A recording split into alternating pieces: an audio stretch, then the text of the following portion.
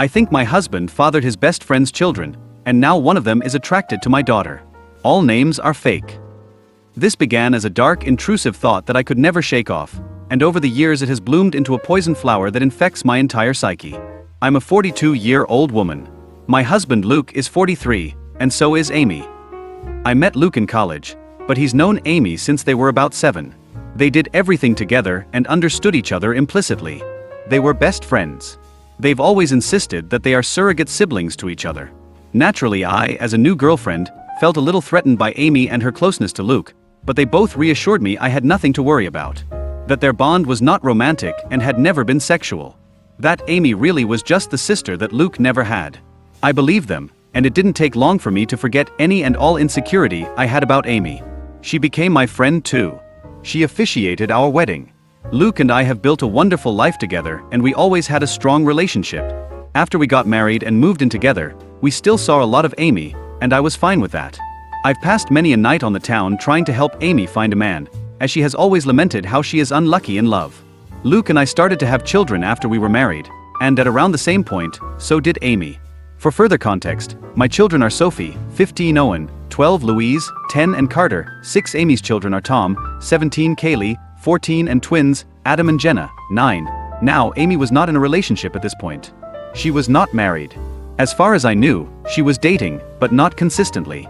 As Luke and I had more kids and our family grew, periodically Amy would find herself pregnant as well. It happened a few times, and Luke and I never knew anything about the fathers in question. I kind of assumed that maybe Amy was sleeping around and not keeping in contact with her one-night stands. Luke agreed this was probably the answer. While I did ask each time if Amy knew the paternity, she always said no, and she didn't seem that worried about the idea of raising kids on her own, so I didn't pester her. Of course, she had us to support her, so there was that. While Amy never asked for any help, of course Luke was never going to let his best friend struggle to stay afloat when she had children to raise. Financially, we are very fortunate and privileged. I have a job that pays handsomely, and Luke also had wealthy parents who already knew and loved Amy, so they were happy to provide for her. My in-laws defy all stereotypes. They are the kindest and gentlest people. So we were able to support Amy, to get her somewhere to stay with her kids.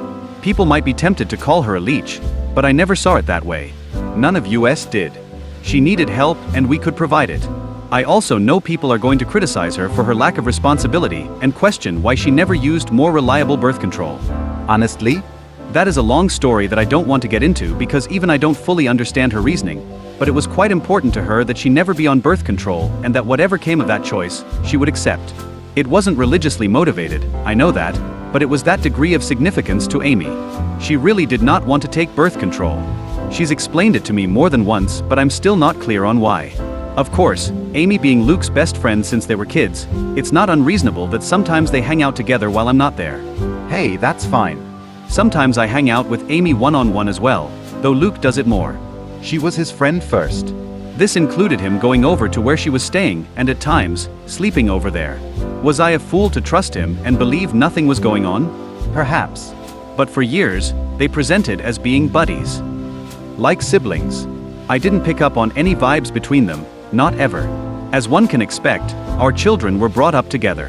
Not in the same house, our home is decently sized, but even we don't have the room for 8 kids. But we made sure Amy's children met ours from a young age, and they always got along and strong bonds of friendship have formed over the years, which is good. Especially if I'm right, and they share blood. I've been dawdling getting to the main point. Yes. I have come to suspect that Luke fathered at least one of Amy's kids, if not all of them. Frankly, I do suspect they are all his. I would never have believed my husband to be capable of such a thing, and he's given me no indication that he is the unfaithful sort. But he does spend a lot of time with Amy, and I have to confess I cannot remember seeing her with any real boyfriend over the years. She would talk to men at bars and parties, I would try to be her wingman, and so on. But nothing ever seemed to really happen, so when she got pregnant the first time, I was curious. When it happened again, and again, I began to wonder if she had some sort of secret fella who she didn't want us to know about for whatever reason. But I couldn't think of any reason why she would hide him, especially from her children. After Carter, our youngest, was born, Luke and I agreed that the time had come for him to have a vasectomy. Amy's twins had come just a couple of years prior. Of course, after the procedure, Luke and I continued to make love, but I no longer had to think about pregnancy. Meanwhile, Amy never got pregnant again, after the twins. Is it a coincidence that Luke had a vasectomy and then both of us stopped getting pregnant? I don't know. But Luke would still visit her, and he wasn't just going to see her, but checking up on her children as well. In general, I should have paid more attention to it sooner, but Luke has always acted like a father to them, especially as they've gotten older. He's the father they never had. He doesn't neglect me, or our children, not one bit. He's doing double duty. On its own, the idea that he is a surrogate father to Amy's fatherless children isn't inherently suspicious. One could call it noble, but it combines with a lot of other little things. There is appearance as well. I won't go into specifics of hair color, eye color, or unique physical traits, because I'd rather limit the identifying factors of the people involved and keep this whole thing as vague as possible. But suffice it to say, Amy's children. They certainly look like they could be Luke's. Kaylee has a very unusual allergy that Luke also has. The twins look very much like him, Adam in particular. The older Tom has gotten, the more of Luke I can see in his face and personality. While their race doesn't matter, the reality is that Luke is a different race than Amy, and Amy's children look pretty biracial. I could easily believe their father is the same race as Luke. Doesn't mean Luke has to be the father, but it sure seems like it. I have never voiced my anxieties to either Amy or Luke. I don't want to be the bad guy and guilty or innocent. I already know they would flatly deny my accusations and be hurt by them. Imagine if that drama reached the ears of my kids, or Amy's kids. Either way, Luke continues to spend time with Amy and her children, just as her children spend time with mine. I have hinted to Luke that I feel needy for more attention and wish he wouldn't give as much to Amy. But he either missed my cues or pretended that he missed them. I don't want to push this idea that he's favoring her, because it's not even really true. He's never neglected me for her. I can't shake the feeling that Luke and Amy have been intimate before, likely numerous times. So far as I know, Amy never really wanted to be a mother either. She wasn't opposed to it, and when each of her children came into the world she instantly fell in love with them, but motherhood was never really a major part of her life plan or identity. In the grand scheme of things, when we would talk about the future, she would sometimes mention a husband and children, but it never seemed like something she had her heart particularly set on. So I don't think this is a case of Luke just giving Amy children. I doubt that was the motive for the infidelity. That would have been a side effect. I've been letting this go and turning a blind eye for years. It was a dark thought in the back of my mind after Kaylee's allergy was discovered, but I dismissed it. Got worse after the twins were born. I dismissed it. Then, when Amy stopped having babies, I wanted to feel reassured by that. But Luke had gotten a vasectomy, so if anything, that made my anxiety worse. There have been nights that I wished the twins were younger, that they had come along after Luke's procedure. It's been twisting me into knots for a long time, but I don't want to be the one who rips our family apart, especially since, technically, I could be wrong. Except now I'm very afraid, because in the last few months we've had a new development in our kids' social circle. Tom, Amy's eldest, asked Sophie out. Sophie, my eldest. She's really blossomed over these last few years and become quite the outspoken beauty, so I'm not shocked to see she's getting male attention, but Tom asking her out had me thrown. Sophie said no, but only because I'm quite protective when it comes to her exploring dating, and she knew she'd have to ask me first. I could tell she was flattered and intrigued by his interest and wanted to say yes. She approached me to talk to me about it. Bless my girl, she did everything right. I think she expected I would see things her way and agree that she could date Tom.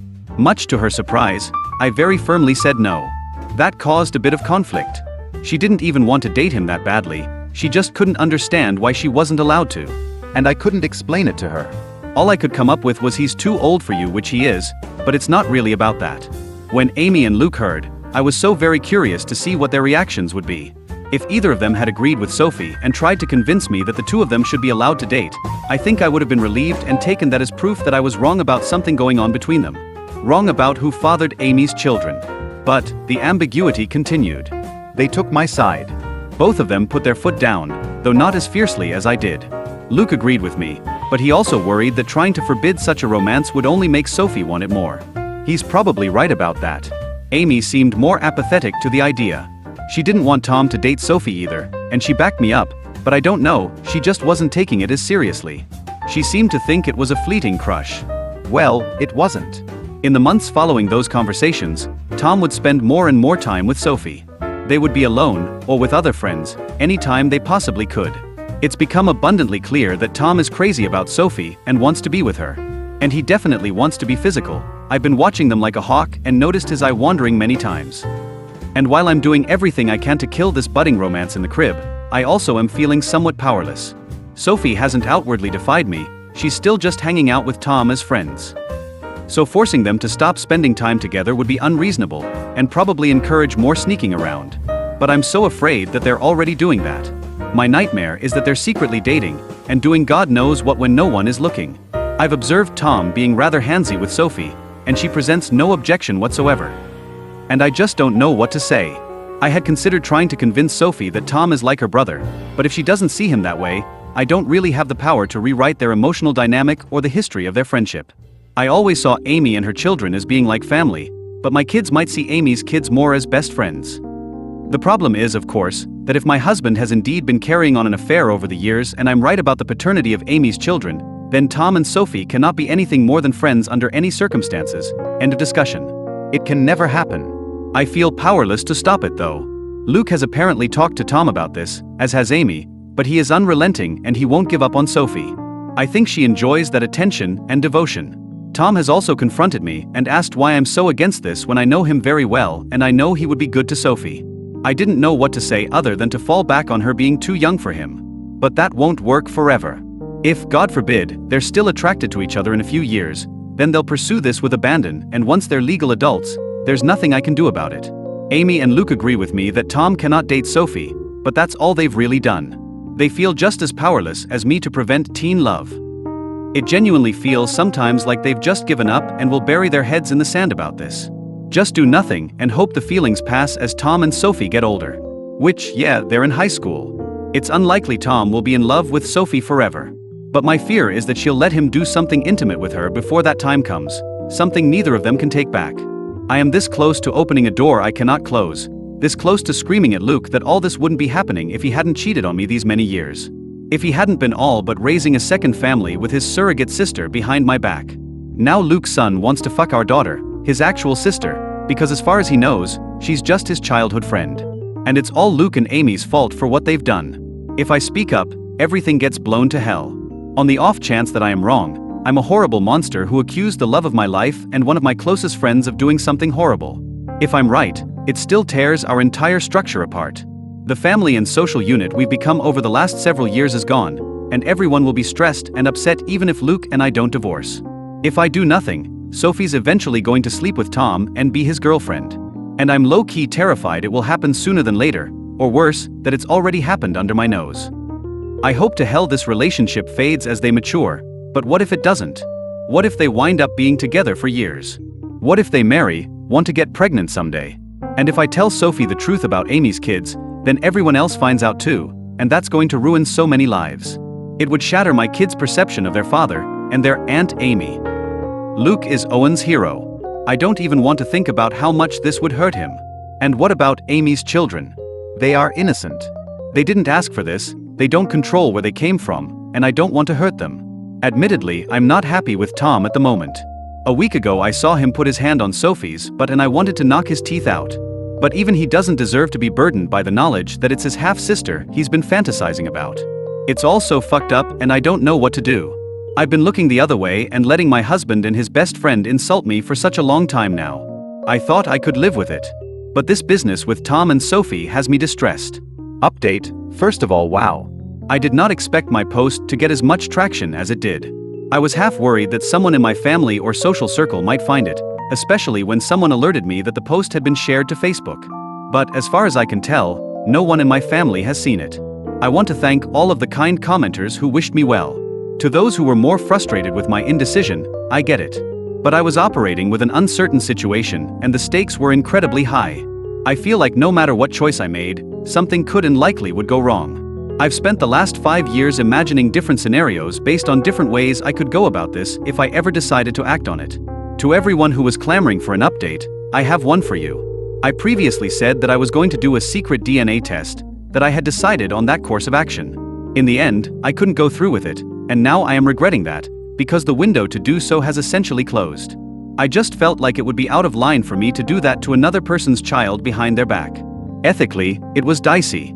I've since consulted with my lawyer as many commenters suggested, and she advised me against doing so, because no matter what the results were, it would make me look bad in a potential divorce proceeding.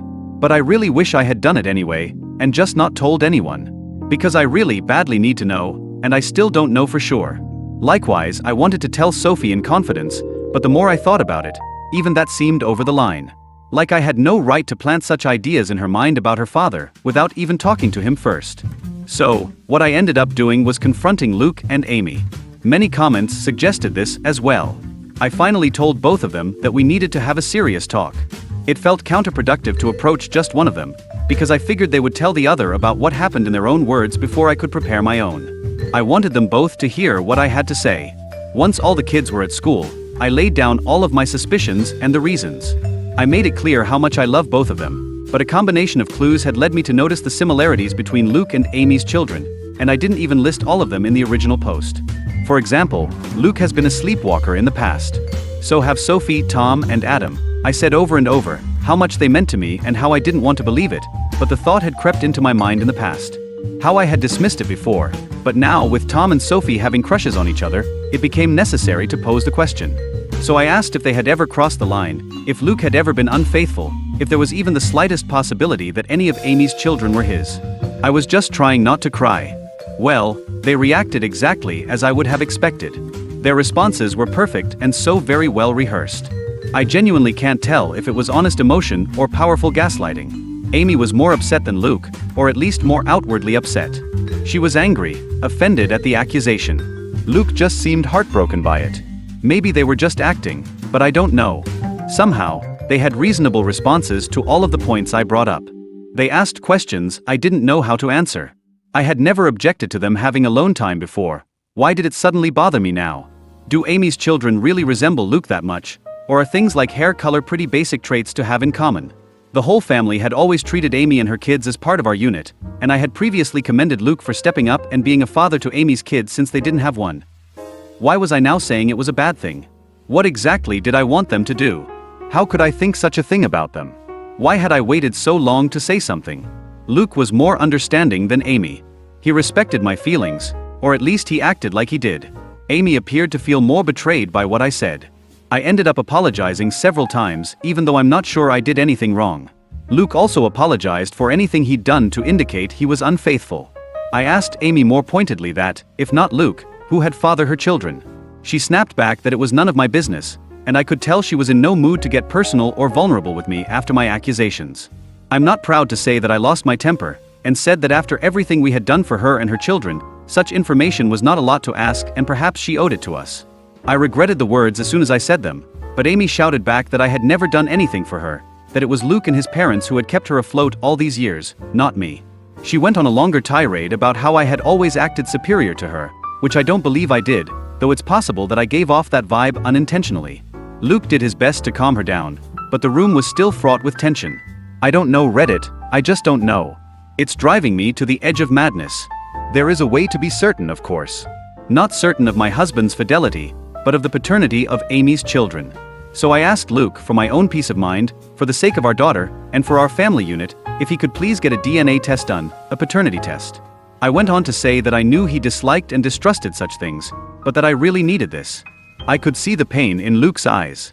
Maybe it was an act, but he did seem genuinely hurt that I was asking for this, that him giving me his word that he had always been faithful was not enough for me. But he very reluctantly agreed to participate in a DNA test. Unfortunately, Amy did not, and that's where we hit a roadblock. I was afraid of this. But Amy was infuriated at the whole concept and told me in no uncertain terms that I would not be getting samples of her children's DNA and basically told me to fuck off for asking, several times in several variations. I pressed Luke, and honestly he was a bit useless but probably right. He tried to convince Amy but she wouldn't hear of it, and he kind of shrugged to me when I pushed him for further support. Because he can't force her to get the tests done. If she refuses, that's really a dead end. Trust me, it is. I looked into this quite a bit and consulted with my lawyer. The problem is, Luke could, in theory, petition the court to demand a paternity test for Tom and the others. The issue is that to do this, he'd essentially be claiming he slept with Amy and he believes her children to be his. That would be the version of events he'd be maintaining. But Luke has staunchly insisted that nothing ever happened with Amy, that he never cheated on me. Whether or not he's being honest about this is another story, but he'd essentially have to go on record and make a claim that he isn't prepared to make. He is quite certain the children aren't his and he has no intention of fighting for custody of them. So no judge is going to compel Amy to submit samples of her children's DNA. Tom is also old enough that his consent would be a factor. If both he and Amy refused to participate in the test, it's unlikely that Luke would have a case. He'd have to target one of Amy's younger children, like say, one of the twins. But he doesn't want to do that. He doesn't want to take his best friend to court to prove something that, in his words, he already knows isn't true. Luke is asking me to please just let this go, and trust him, because pursuing this will fracture everything. And according to my lawyer, it's not realistic anyway. For Luke to establish paternity, he would need to admit to an affair in the first place, and he's not doing that. And if he did, that would pretty much be all the proof I needed to be certain, even if I'd need more in a court case. I pestered him further about Tom and Sophie. Insisted that I didn't want them dating. Luke agreed, and apparently Amy still agrees. Luke plans to have a talk with Tom and activate protective Papa Bear mode. Among other things, he's going to remind Tom that in a couple of months when he turns 18, him being intimate with Sophie will literally be a crime. I wouldn't actually press charges against him, as I know he'd never do anything against Sophie's will, but I'm not above implying the threat. Thankfully, Luke isn't either. I did ask him if he'd be open to potentially swiping a sample of Tom's DNA to do a private paternity test, but he was very hesitant about the idea. Like me, he viewed it as unethical. He also pointed out that if we were to do this and Amy found out, it would mean the end of our friendship with her, most likely. Things are, Luke believes, still in a salvageable state, where Amy and I could reconcile and become friends again, and I can see how much he wants this to happen. But if I did a DNA test on Tom behind Amy's back and she found out, I think she would hit the roof and I wouldn't entirely blame her. Though I'd be very interested to see the results. Luke ended up going to see Amy and spending the night. I know all of you are cringing and throwing up your hands, and trust me, I wasn't happy about it. That was a very long conversation. But he was adamant that he needed to perform damage control. So they spent the night together, with Luke maintaining that nothing happened. I did not sleep a wink and I kept texting him for updates. So far as I can tell, Amy will cool off, but she needs a little time. Luke and I talked things over when he came back the next morning.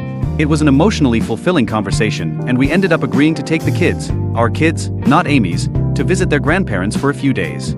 It was an impromptu visit, but we've done it before, and they were delighted to have us. I just really wanted our family to spend some time together away from Amy's side of the family, so to speak. I always love getting to see my in-laws. I'll refer to them as Jim, 75M, and Kat, 67F. I know Reddit is famous for stories about the M yell from hell, but in my life that couldn't be further from the truth. I feel safe with them. To the point that when they took notice of how distant Luke and I were from each other, I finally relented and confessed my fears. I told them of my anxiety that Amy and Luke were having an affair, and that Amy's children might be his. Here's where things got a little bit interesting. When I told them what I was feeling, Kat just gave Jim this pointed look and did a big dramatic sigh. So it turns out, Kat has had similar misgivings to mine and genuinely suspected over the years that Luke and Amy were closer than they'd ever admit, that they had crossed the line in the past. Jim, on the other hand, simply refuses to even consider the idea. He has always insisted that Kat is seeing things that aren't there. He maintains that Luke and Amy are like siblings, and would never do such a thing. Kat thinks his stance on this is naive, and that, even if she and Jim had taken Amy in and loved her like a daughter, that didn't mean Luke viewed her as a sister or that she viewed him as a brother. But Jim just continued to insist that this is what they are and had always been. I could tell that he and Kat have already had this conversation before, and they kept going in circles, with Kat getting exasperated. She pointed out that, surrogate siblings or not, Luke and Amy were not actually brother and sister, so nothing was stopping them from being physical together if they felt a mutual attraction. At that point, Jim just sighed and walked away from the conversation. So yes, Kat has privately wondered if Amy's children weren't fathered by Luke, which is part of why she has always treated them as her grandchildren. Which was never something that I minded, to be clear. I also don't mind that Kat never voiced these concerns to me. She had no proof, and she saw far less of Luke and Amy's closeness in our adult lives than I did. As for the kids, they're doing all right. I don't know what Amy told her children, but I think the general consensus, the official version of events, is that Amy and I had a fight and need a break from each other. That's what Luke and I told our children, and when pressed for more information, Luke did defend me and shut down the questions, saying it wasn't their business. I don't know if Amy kept to that version of events, but my children and her children have each other's phone numbers and social media, so they've presumably still been in contact over the last 2 days. I think my kids would have kept Amy's kids in the loop on the updates, and if Amy had told them anything else significant, they would have relayed that information to my kids. After all, we know Sophie and Tom are very close. I did try and talk to Sophie about that more, but the timing was off, because Sophie rejected my counsel and interpreted my reinforced reluctance as being attributed to my fight with Amy. She maintained that she wasn't dating Tom. To what degree that's actually true, I don't know. But she was going to remain close friends with him, and while she isn't usually a disobedient child, she made it very clear that she was putting her foot down on this one. And to be fair, I can't really justify trying to separate them or forbid them from being friends. They've known each other for years. Luke has my back on them not being allowed to date, but he wouldn't have my back on them not hanging out anymore. I wish I had a more definitive update. If anything significant happens in the next few days, I can let you guys know. I'm mostly just kicking myself for not having done the secret test, even for my own peace of mind, as now I feel like I'm locked out of the only way to get definitive proof one way or the other. Update 2. I didn't expect to have another update so quickly, but after posting my first update, I did a lot of thinking about my kids. I ultimately decided that whatever else happened, I needed to warn Sophie about the situation, and do so immediately. To hell with Luke and whatever that meant for him. To hell if that meant all of the kids learned of the situation. She needed to be aware of what she might be getting herself into. So I discreetly kept her out of school. We went back home to our home last night, and this morning, I dropped everyone off and saved Sophie for last, before driving right past her school and telling her that we needed to talk. Always a frightening thing for a teenager to hear from a parent, but I was quick to establish that she was not in trouble, but she needed to know the truth about why Amy and I were fighting, why her dating Tom was out of the question. I very gently explained that because of Luke's closeness to Amy and Tom's resemblance to him, I had come to suspect that perhaps Luke and Amy were intimate at some point over the years. If that was true, and there was any chance Tom's father was actually Luke, that would be a significant problem. Sophie was quiet during all of this, and even after I had stopped talking to let her respond, she paused for quite a while, before she finally said that we needed to get Tom and discuss this with him as well. I had no objections, so she texted him to meet with us. They're both skipping school today, but Sophie gets straight A's and this is extremely important, so I looked the other way. Tom came to meet us, and Sophie had me relay what I told her to him as well. I apologized to him for any indication I might have given that I didn't think he was good enough for my daughter, and to both of them for not telling the truth sooner. Tom and Sophie just gave each other this oddly knowing stare. And Reddit, that's when they blew my mind. Sophie spoke first, with Tom backing her up. They revealed to me that in fact, they had already known about Luke and Amy, or at least they had strongly suspected. Apparently Tom has overheard conversations that are questionable, as well as overhearing the sounds of sex from Amy's room, sounds he would just as soon forget, but all signs point to Amy's lover having been Luke. Tom had wondered for a very long time, and back in January, he finally voiced his fears to Sophie. She agreed with them. She could also see a strange sort of closeness between her father and his mother. They agreed that Luke was likely having an affair. They agreed that, because of Kaylee's allergy, Luke might very well be her father. And if Kaylee was Luke's daughter, the rest of Tom's siblings could be Luke's as well. Tom could be Luke's kid himself. The math led them to the same places as me. So Sophie and Tom came up with a little plan. As it turns out, they are not in love. They never were. They're still just best friends. But they had the same instinct as me, that they didn't want to blow up our entire family and social unit without more direct evidence, which Tom has been working on acquiring, and though Sophie very badly wanted to tell me the truth, she was hesitant because she knew it would shatter me. She had no idea I was already suffering in silence. Sophie apologized for not voicing her suspicions sooner. Honestly, we both cried, and I made sure she understood that none of this was her fault, and that I loved her very much. So, the bottom line is, Sophie and Tom already know they could be half-siblings and aren't actually interested in being a couple. That was their idea for how to rock the boat. To force Luke and Amy to do something about the situation, rather than just keep making a fool out of me. I also think it was Tom/Sophie's way of punishing them for their affair. Teenagers can be vindictive. So they concocted this idea that they wanted to date. Every flirtation I've witnessed, every inappropriate touch, all staged apparently, and for the benefit of Luke, Amy, or both. This was supposed to make them sweat, and Sophie/Tom expected they would jump out of their seats to forbid it from happening. When I was the one who did instead, that kind of threw the kids for a loop. They couldn't understand why I cared more than the actual cheaters. They began to suspect that maybe I knew. Tom confronting me that one time about, why can't I date Sophie, was him trying to gauge if I knew or not. Maybe I shouldn't be surprised. Sophie and Tom have always been close friends and confided in each other. Maybe I should be a little more concerned at how sneaky they've been, but honestly I'm just so relieved they're not dating. Sure, they could be lying to throw off the scent, I guess, but they apparently already knew that they're likely related. They didn't blink at all when I told them. We even had a bit of a laugh together when Tom mentioned how he had been a little offended that I was so against him dating my daughter before. I kind of jokingly asked him, "So you don't think she's gorgeous?" And Tom, bless his heart, shrugged it off. She is. But so is my English teacher, and I'm not asking her out either. Either way, the question now is, where to go from here? We have to figure that out. I will say that it is such a relief to have told Sophie, and I feel like an elephant has taken one of its feet off my chest. Having her in my corner, and Tom in my corner as well, means a lot to me, and even though I basically just got it absolutely confirmed that Luke is sleeping with Amy, I kind of already knew that anyway. So now it's just a question of how to proceed. Tom has already volunteered to submit his DNA so I can compare it to Luke's, and both he and Sophie advise me not to tell Luke and Amy when I do this, which I agree with. They're both completely on my side, which means more to me than I can ever express to them. Tom has also been trying to set up a camera in Amy's room to catch her and Luke in the act. Sophie told me flat out that I needed to divorce her dad, and hearing that from my own daughter made it clearer than it's ever been. She's right. Update 3. First, a few points to answer from the comments. I don't have any DNA test results back yet. That can take weeks. But now that I know Sophie is in no danger of dating a relative, the pressure is off. I'll get into this momentarily, but it frankly no longer matters if Luke fathered the children. I highly doubt my father-in-law is having an affair with Amy. At worst, he might know, or even just suspect, the truth about Amy and Luke.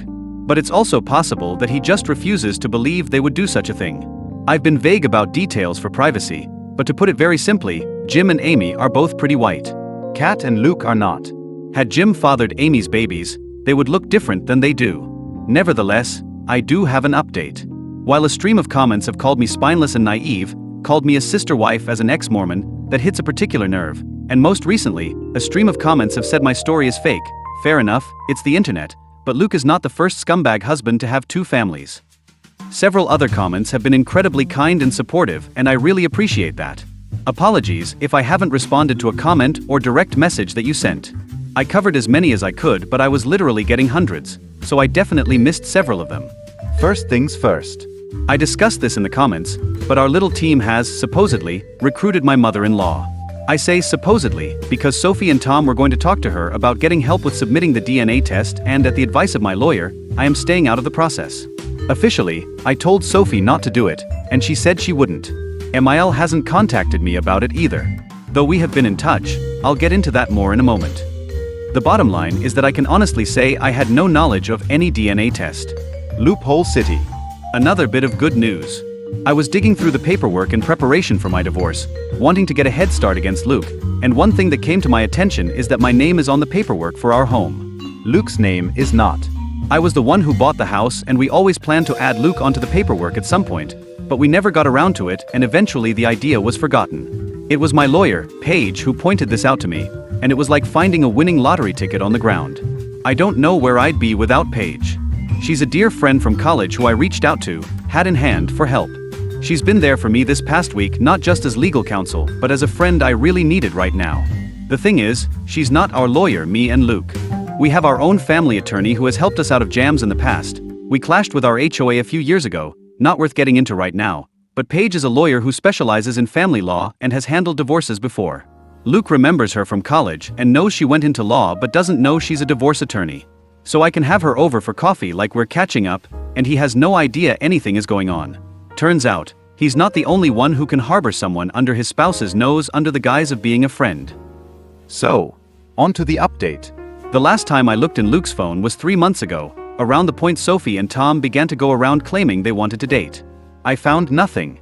While I know how to search for recently deleted photos and didn't see any, my comments taught me how to find recently deleted messages. So, when Luke was asleep, I did just that. Swiped his phone and brought it downstairs, checked recently deleted. I am glad I did, but I also wish I had not, because I'm still reeling from the pain. Sure enough, a conversation with Amy had been deleted.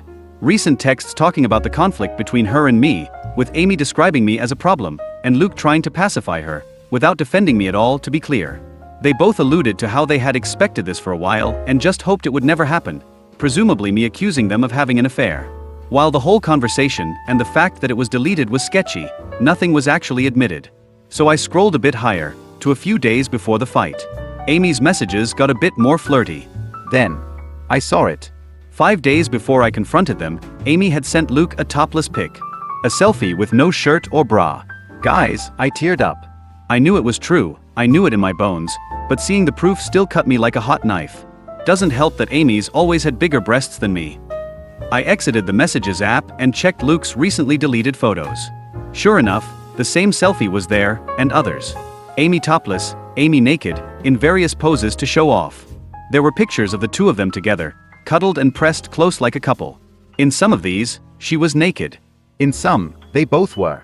There were videos. Amy sent Luke a video message of herself topless, and I had to actually hear her voice talking to him in a tone that made me sick, about how she was sending him a quick video to help him get through the day.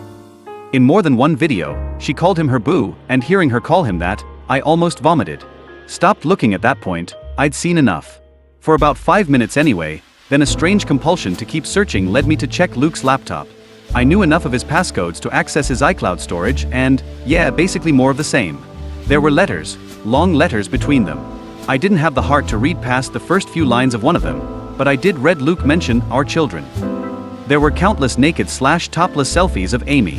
Selfies of them together. Videos where Amy appeared to be masturbating. There were sex tapes. Of the two of them. Tom had previously offered to try and hide a camera in Amy's room, but fuck, he never needed to. Luke was hiding a whole treasure trove under my nose all along. I scrolled and scrolled and scrolled. There were so many. Going back years. Not all of it was even sexual. There were some photos of Amy's kids too. One video was of Kaylee and the twins playing together when they were younger, and Luke and Amy's voices from behind the camera. There were even old pictures of Luke and Amy from when they were younger. I'd even say teenagers. I snapped. All these years, I had been telling myself I had to be wrong, that it couldn't be true. Well, it was true. I know that no one forced me to look at as much of the evidence as I did, but I'm still hurting very badly from having seen it, and in that moment, I wanted to act, so I did. I called my lawyer, who is a remarkable woman. It was the middle of the night, so I had to call her twice, and she picked up. Though I had woken her, when I asked her to come by and said it was an emergency, she agreed. I also asked her to draw up the paperwork and have it ready. She told me that she'd already had it ready since I first reached out to her. As I waited for her, I went through the necessary channels on Luke's laptop to make sure he wouldn't be able to remotely disconnect our access to his little stash, changing passwords and all that. My lawyer, let's call her Paige, arrived, and I went outside to greet her in the car. Spent a good half hour in the passenger seat just crying, and she was great about that, before I passed her Luke's phone and his laptop, with all the information she needed to use them. She warned me that this could be considered theft. So I asked her to forward and print out copies of everything she could and then bring the items back, because I just couldn't bear to do it myself. She agreed. I went back inside, and then, I packed up Luke's things while the house slept. At one point Owen got up to use the bathroom and asked me what I was doing, but I told him I was just cleaning. Luke stirred once or twice while I was in the bedroom, but did not wake. I got all of his things packed into trash bags and I loaded up the car. That's when I woke him up, and told him to come outside. He was confused and half asleep, but he did notice things were missing. I ignored his questions and just told him to come with me. So he followed me outside. Once we were by the car, I pulled out the divorce papers and officially handed them to him. That was about when he figured out what I was doing, and he tried to talk me out of it. Tried to be sweet with me, to be tender. He kept insisting that he loved me and that there had never been anything with Amy. Kept trying to persuade me not to tear our family apart. Even 2 weeks ago, I might have wilted under him because the manipulation and gaslighting were truly masterclass, but I can see through it now. I didn't tell him that I knew he was full of shit. I didn't tell him what I had seen. I just told him we were finished. He tried a different approach. He refused to go. Stated firmly that our children were his too, and that even if we were separating, I had no right to just decide the kids would stay with me over him. This was where I very coldly presented the paperwork reminding him that the house is in my name, and told him under no circumstances would my kids be staying with Amy. He argued a while longer, but in the end he decided to be the bigger person and keep the peace. At that moment, I didn't care where he went. Before he left, he did ask about his phone and laptop, and I waved him off by saying they were in one of the bags. Bought a little time. I couldn't sleep for the rest of that night. Ikrit more. Eventually, I realized I'd have to wake my children up early and explain to the extent that I could. Naturally, I woke Sophie first. I told her that I had kicked her father out, and that I had discovered evidence of an affair on his devices. I did not specify what kind of evidence, and she did not ask. I woke up the others and gently told them that their dad had gone to stay somewhere else for a while. That I wasn't sure where, but from now on things were going to be different. Louise was the one to ask if we were getting divorced, and I couldn't lie to her. I told her yes. Owen asked when they could see their father again, and I wanted to cry. Sophie was a very big help, urging her siblings to be sympathetic to me right now and worry about Dad later. I knew better than to poison them against their father. Paige warned me against doing that as well. So I only told Sophie that the affair was confirmed since she had already been in the know. However, as the kids were getting ready for school, Owen approached me and asked me point blank if it was about Amy. If Luke was going to be with her instead of me. I couldn't answer, but I suppose that's an answer on its own. Got the kids to school, and my next step was calling to have the locks changed. I knew Luke would be back for his devices before long, but thankfully Paige returned with them before he showed up again. It was a very quick visit. She just told me that all was accomplished, and she had records of everything we would need in court. Sure enough, Luke turned up an hour later demanding to know where his laptop and phone were. I had set them back in our bedroom like they had never moved, and I just told him he had forgotten them. He insisted that I had said they were in one of the bags, so I just shrugged him off and told him I must have been mistaken. After he grabbed them, he tried again to reason with me, but I just showed him the door. I knew the kids would start to come home from school before long, and I think he was trying to delay leaving so he could see them. I was not having it. I started shouting again and sent him on his way.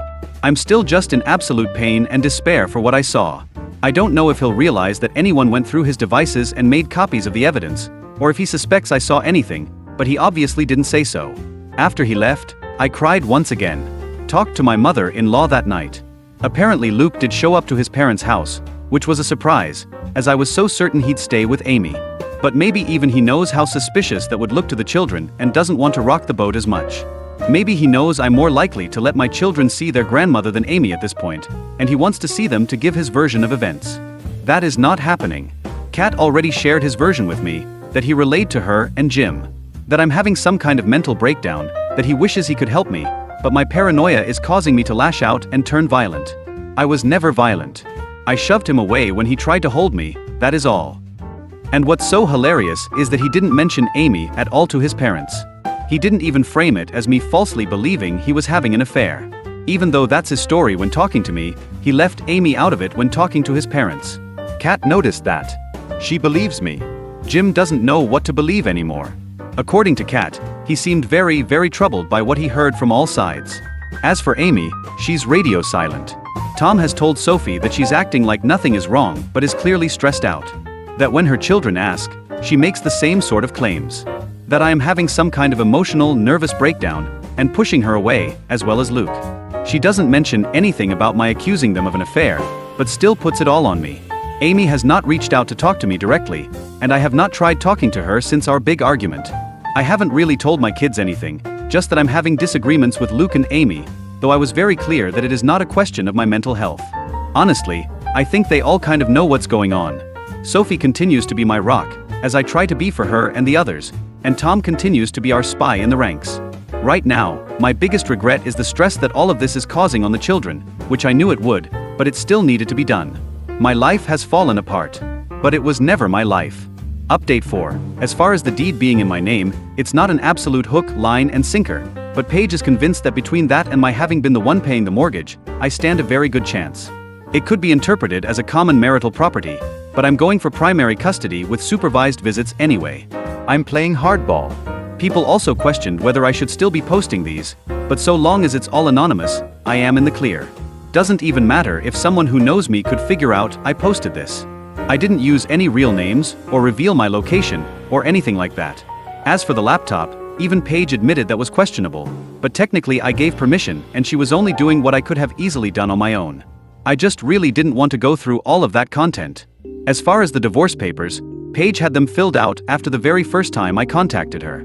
My serving them to Luke was ceremonial. She still contacted him later to officially serve him and request his lawyer's details. But before he could respond, I had already done something a little sneaky.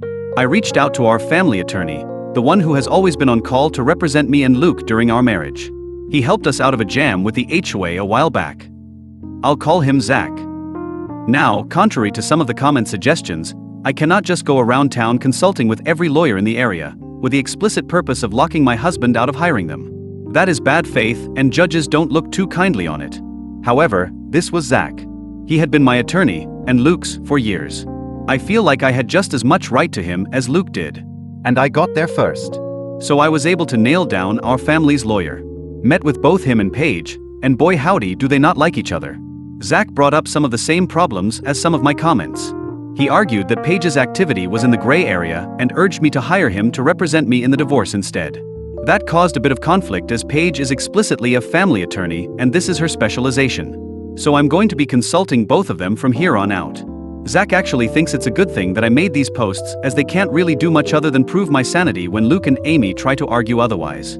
Overall, I am doing better. I've been talking to a friend in real life, the mom of one of Sophie's friends. I also have therapy scheduled for myself, and I intend to look into family therapy as well. When my kids ask me what's going on, I simply tell them that their father and I are having adult problems and it's nothing they need to worry about. That worked for about a day. Sophie warned me they were planning to confront me as a group, and they did, asking if Dad had cheated on me with Amy.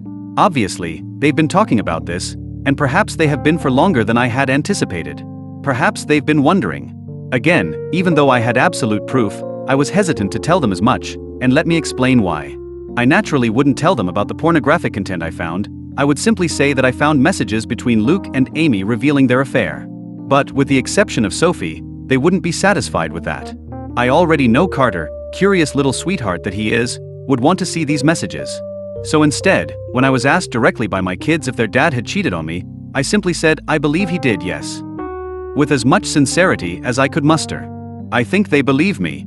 Tom and Sophie are texting non-stop, and from what I can gather, there's doubt among Amy's children as well, that this is about me losing my mind, and not about their mother being too close to my husband. I think it's slowly sinking in for poor Jim that what he didn't want to believe was possible is very much possible, and it's happening. I haven't shown him or Kat any letters or anything. They're hosting Luke, so I haven't had much of any contact with them at all. But I did have one phone call with Kat where we wished each other well. That was nice. In the background, I could hear shouting, and though Kat quickly went outside, I did hear what sounded like Jim shouting at Luke. He doesn't usually shout, he's the calmest man I've ever met, so in a way I'm worried about him but also relieved that the wool is being pulled off of his eyes. According to Kat, Luke is still staunchly denying everything. He was pretty upset when he found out that I had poached Zach though, which gave me a kind of grim satisfaction. The test results came back. Sophie and Tom tested their DNA against each other to see if they truly are blood siblings. Here's a surprise, according to the test, they're not.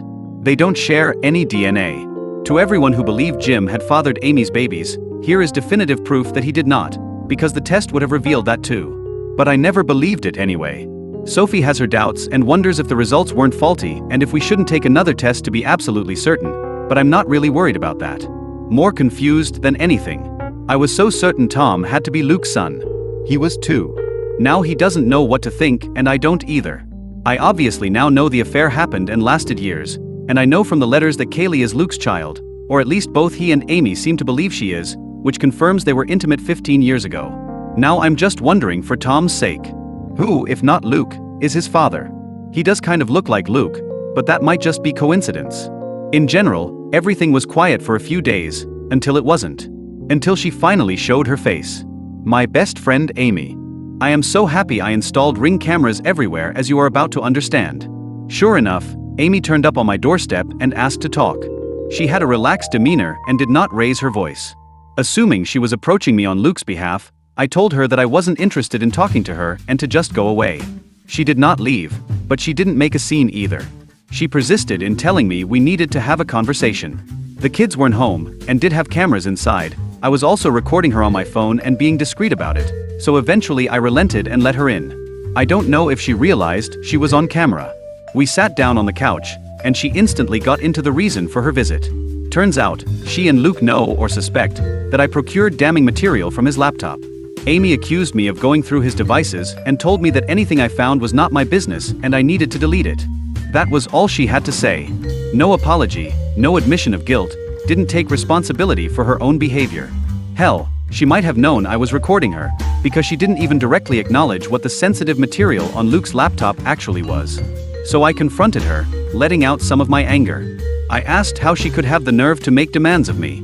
I asked her why she and Luke would do a thing like this in the first place.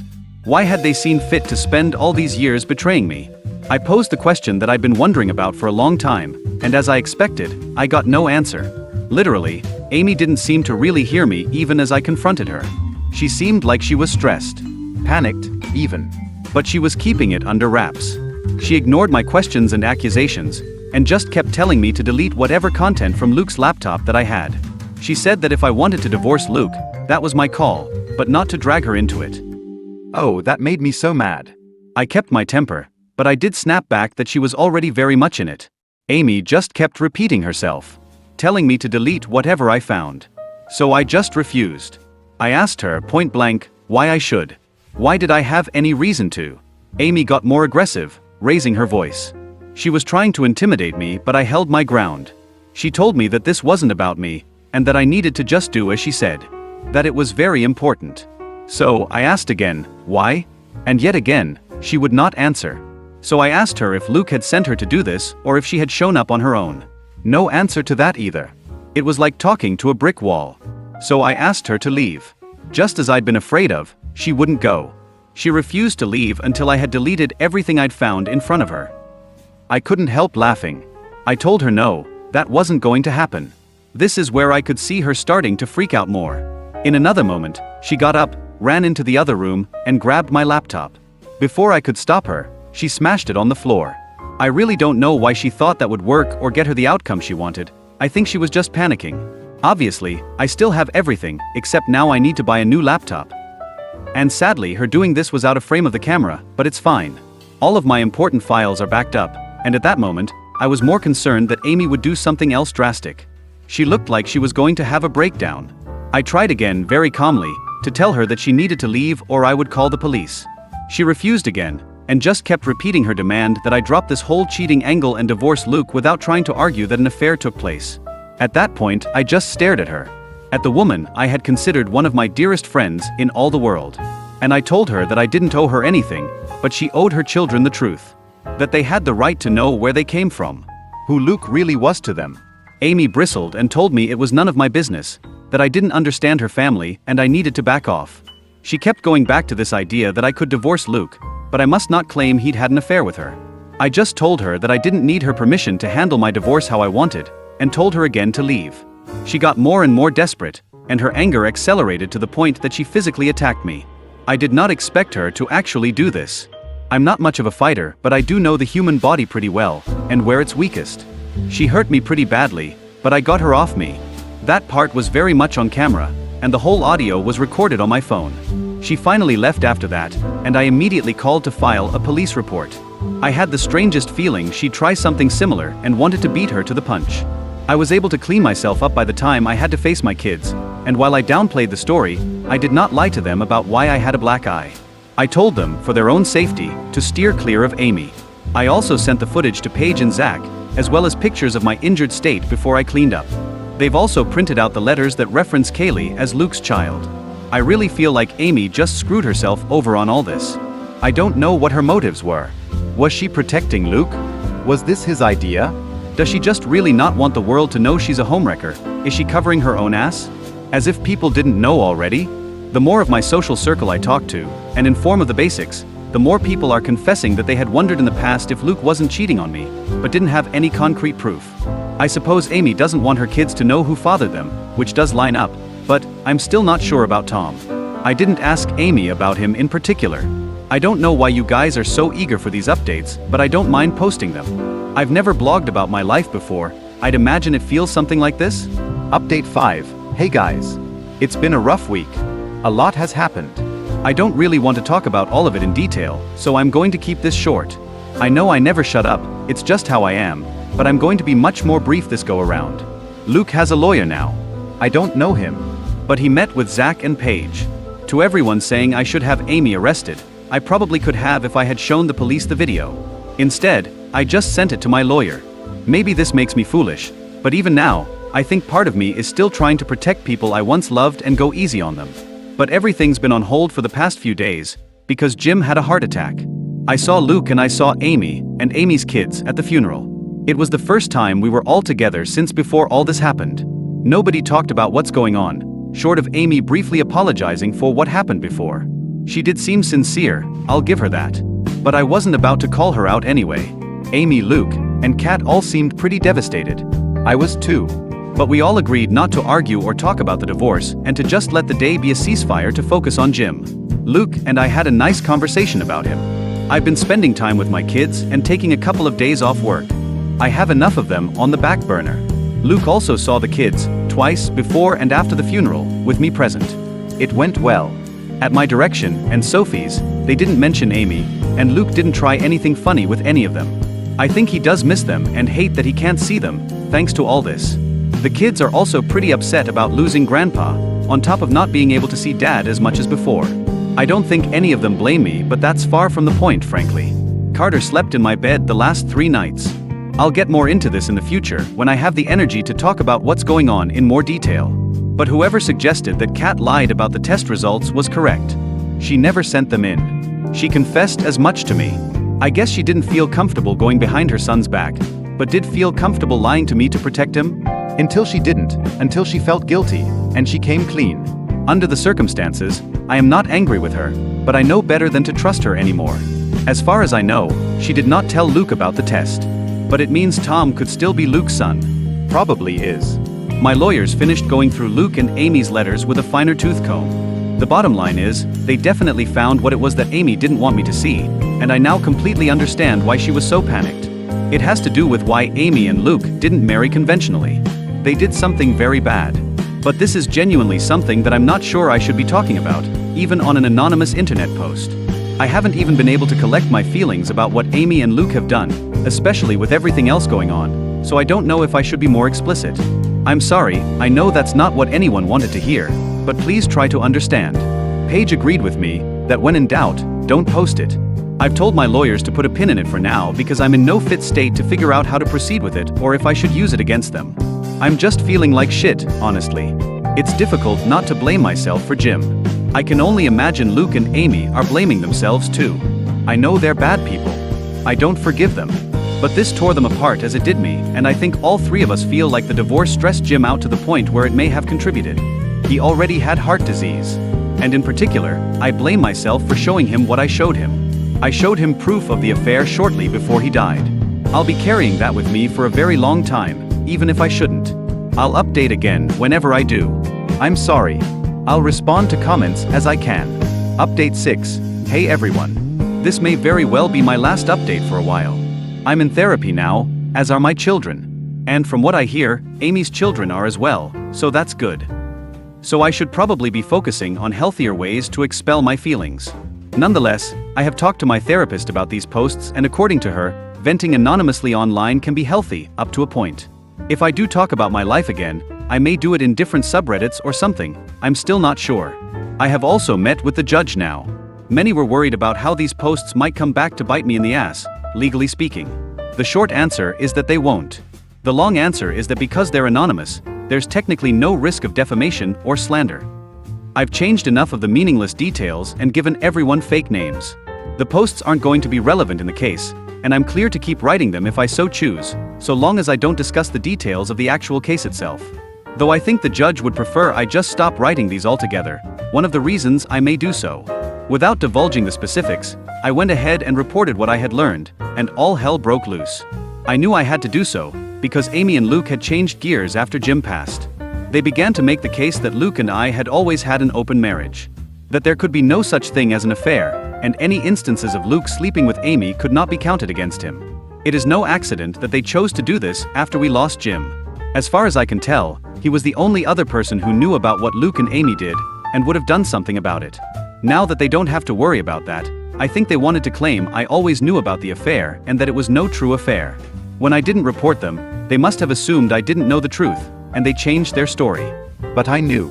I reported it, and now they're fucked. Which unfortunately means everyone else found out. There was no way the children wouldn't learn the truth through the grapevine.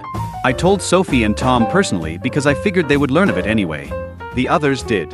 Tom was pretty shell-shocked. I know I'm just the messenger, but I felt terrible and I wanted to comfort him, but there wasn't a whole lot I could do. Poor Kaylee did not handle it well. I'm told she had several meltdowns, and then tried to run away. I know she tried to run away because she came to our house for sanctuary. And literally, I had to give her back. I knew all the reasons I had to, but I was sorely tempted to give the middle finger to all of them and let Kaylee stay with us against Amy's wishes. But no, I had to relinquish her, and honestly, nothing has been harder than that was. I know it isn't my fault, but I still feel like I betrayed her. Sophie's also been dealing with a lot of anger toward her father, especially after he and Amy forced Kaylee to come back to stay with Amy again. All of this, It hit Sophie and Kaylee the hardest. Luke wanted to see Sophie again and she refused. She wouldn't come out of her room. Technically, I was supposed to let him see her, but she's 15 years old. I told her to come out of her room, she wouldn't. So in my book, I tried. This was after Kaylee's incident, so when Luke pressed me to force Sophie out of her room, I'm not proud to say I shouted at him to leave. My blood was boiling by that point. Throughout all this, my soon-to-be ex-husband and his affair partner are still acting like I'm the bad guy. Luke and Amy are angry with me, and that's putting it lightly. They have no right to be, but they are, or at least they're acting angry. I now have a restraining order against Amy because I was quite certain she would confront me after the fact, and she did. After I reported them, and before Kaylee came over, Amy came to the house while my kids were home, banged on the door and screamed. She was furious with me for what I had done. But I don't know what she expected me to do. I called the police, but Amy was gone by the time they showed up. They were just as useless as last time, to be honest. When Kaylee came to me for asylum, Amy came after her, but I wouldn't let her in until she called the cops herself. I would only let one of them take Kaylee. Amy was not setting foot in my house. I was very clear to explain the situation, but it didn't matter. Amy later smeared me on social media and framed me as a kidnapper. I set the record straight without divulging too much about the circumstances of the situation, which I was tempted to do. Luke also gave me the lecture of a lifetime when I saw him, but I just kept cutting him off and spitting the facts in his face. I don't know if it's been my time away from him, but I'm learning to recognize his bullshit now where previously I fell for it every time. He always sounds so reasonable and sweet, but what he's actually saying is often circular and evasive. Honestly, I am so angry with him for what he's done to his children, all of them. Kaylee especially. I want to adopt that girl. I know I can't, but I want to. Kat and I had a long talk as well. So far as I can tell, she didn't know, and she's genuinely sorry for her earlier deception. Trust takes time to rebuild, but I also understand that she was in an awful position. But now that certain things have come to light, she's kind of in shambles herself, so I pity her. Not to mention, if Amy loses custody of her children, and she very well might, I'll need all the help I can get. I can't take all of them in, I don't have the space. Kat will need to do some of the legwork. So I'm trying to give her the chance to earn my trust back, sort of out of necessity.